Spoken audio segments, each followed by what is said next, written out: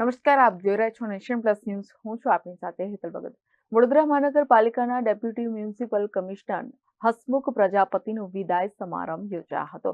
Deputy municipal commissioner Hasmukh પ્રજાપતિએ કાર્યપાલક એન્જિનિયરની જગ્યા ઝડપી ભરાશે તેવી આશા વ્યક્ત કરી હતી. વડોદરા મહાનગરપાલિકાના ડેપ્યુટી મ્યુનિસિપલ કમિશનર હસમુખ પ્રજાપતિની તાજેતરમાં પાટણ ખાતે બદલી થતા પાલિકા ખાતે વિદાય સમારંભ યોજાયો હતો. શહેરમાં 2 વર્ષ અને 2 મહિના જેટલો કાર્યભાર હસમુખ પ્રજાપતિએ સંભાળ્યો હતો. આ પ્રસંગે municipal commissioner Dilip Rana, deputy municipal commissioner Arpit Sagar સહિત તમામ વિભાગોના અધિકારીઓ ઉપસ્થિત રહ્યા હતા અને પુષ્પગુચ્છ આપી તેઓનું સન્માન કરવામાં આવ્યું હતું. હસમુખ પ્રજાપતિને કાર્યકાળ દરમિયાન પૂર જેવી પરિસ્થિતિમાં સફળ કામગીરી કરી અને દિવાળીમાં વડોદરા શહેરમાં એક અલગ ઓળખાણ મળી તેવી કામગીરી કરવા મળી. સાથે સાથે નાગરિકોના પ્રશ્નો પણ સાંભળવા, તેનું નિરાકરણ લાવવું જેવા વિષયોનો પણ અનુભવ થયો હતો. ત્યારે વડોદરા શહેરમાં ઘણું શીખવા મળ્યું હોવાનું હસમુખ પ્રજાપતિએ જણાવ્યું હતું.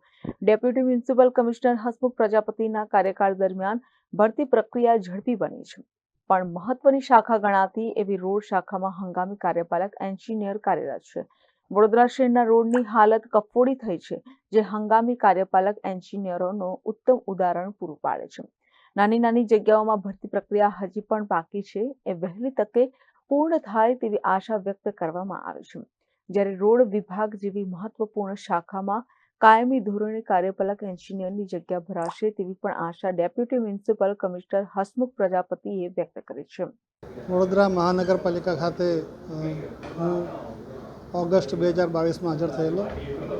આશરે 2 વર્ષ અને 2 માસ જેટલી કામગીરી વડોદરાના નાયબ મ્યુનિસિપલ કમિશનર તરીકે કરી અને હું આજે વિદાય લઈ રહ્યો છું. વડોદરા શહેરમાં જે કામગીરી કરવી ખરેખર આપણે કહીએ કે એક શીખવાનું મળ્યું છે, ઘણું બધું શીખવાનું મળ્યું છે. કોર્પોરેશનમાં નોકરીનો મારો પહેલો અનુભવ હતો. એના કોર્પોરેશનના જે ચેલેન્જીસ છે, લોકોની રજૂઆતો સાંભળવી, જે વહીવટની કામગીરી કરવી, જે કર્મચારીઓ છે એના પ્રશ્નો સાંભળવા, કર્મચારીઓના પ્રશ્નોનો નિકાલ લાવવો, જે મહેકમ છે એ મહેકમમાં ભરતી કરવી, પ્રમોશન આપવા ને એવા કોર્પોરેશન લગતા ઘણા બધા કામો છે. એમાં એક નવો અનુભવ મળ્યો અને ઘણું શીખવાનું મળ્યું. મને આ 2 વર્ષના કાર્યકાળમાં ઘણી તક મળી કે ઘણી બધી ભરતીઓ કરવાની મને તક મળી છે.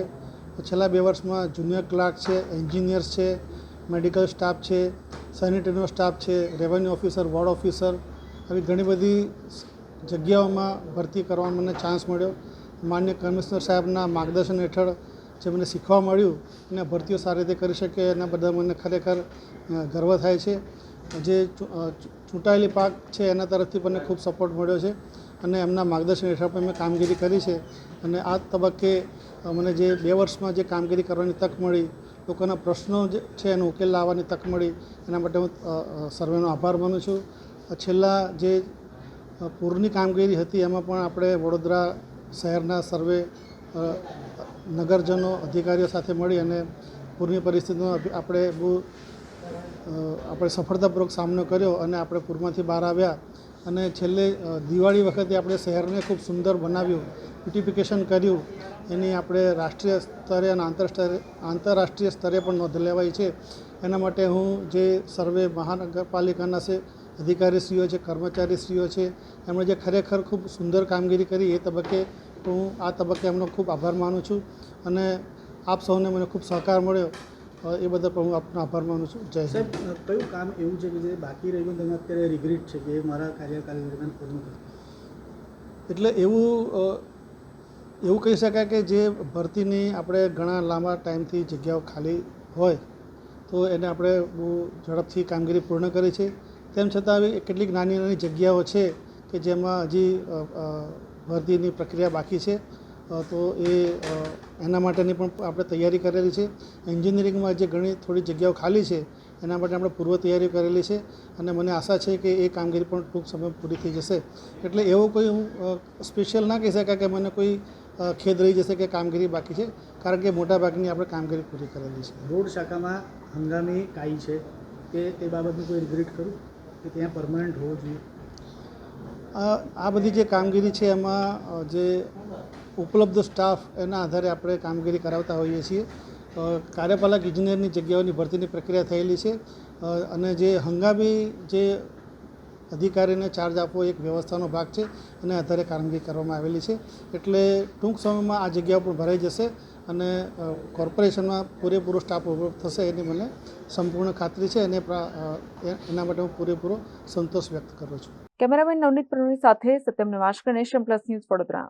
સમાચારોના સતત અપડેટ મેળવવા માટે અમારી નેશન પ્લસ ન્યૂઝની યુટ્યુબ ચેનલને સબસ્ક્રાઇબ કરો, બેલ આઇકન દબાવો અને જોડાયેલા રહો ફેસબુક, ઇન્સ્ટાગ્રામ અને ટ્વિટર પર.